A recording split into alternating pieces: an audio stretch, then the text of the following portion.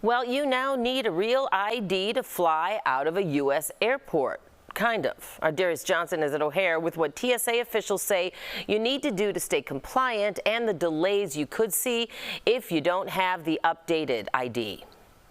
Good morning. The TSA says get ready, but let's be realistic about this. Many people may not be ready. Today is the day that you must have a real ID, but if you don't, a passport, military ID, enhanced ID, or global entry card will also work. If not, you can still fly, but you will be facing those long lines and also some additional screening measures as well. Make sure you have your real IDs or passports. Now, today is the day that we've been telling you about for years. Real IDs are now needed for domestic travel. There are other acceptable forms of identification. If you don't have a real ID, you will not be kicked off your flight, but you should expect to be pulled into a separate line for additional screening. Travelers will need to provide additional personal information like their name and address to verify their identity, which could take some time. We ran into two ladies earlier this morning traveling to Boston. Neither of them had a real ID or another acceptable form of identification, so they brought additional documents to verify their identity.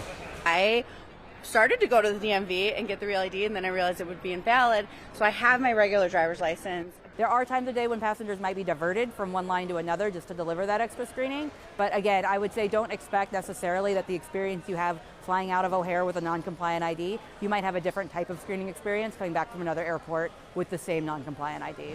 TSA says people with compliant IDs may be shifted between certain checkpoints to ease that congestion, while advising those who don't have a real ID or another acceptable form of identification to give themselves a little extra time while heading to the airport. Reporting at Chicago O'Hare, I'm Darius Johnson, CBS News, Chicago. Darius, thank you. Well, despite what Darius just said, as enforcement begins, a lot of people are scrambling to get a real ID. Today, Marissa Perlman is live at the Real ID Super Center in the Loop, where people started lining up very early again this morning. Good morning, Marissa.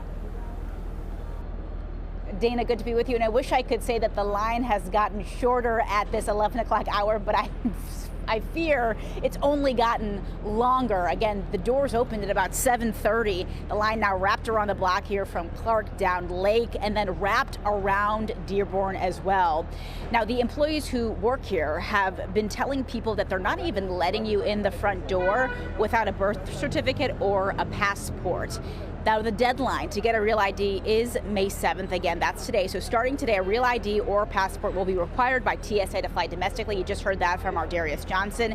But you can still get your real IDs after today's deadline.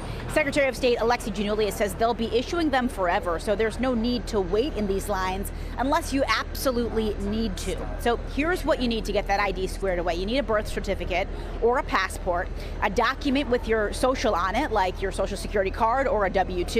And you need to prove your residency with two documents. So that's a bank statement, a mail document, or insurance.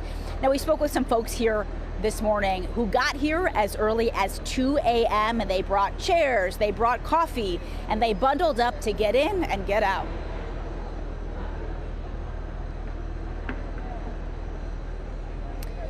So again, what we want to let you know, this is what folks are looking for today. This is the, let me see if I can open it here very quickly.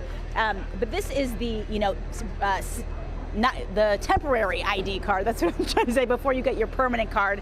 This comes in the mail a couple days after you apply for this. So this is the golden ticket. This is what everybody is hoping to get today once they walk through those doors. And again, Dana, I don't think the line is going to get any shorter as we head into the afternoon hours. For now, we're live in the Loop. I'm Marissa Perlman, CBS News.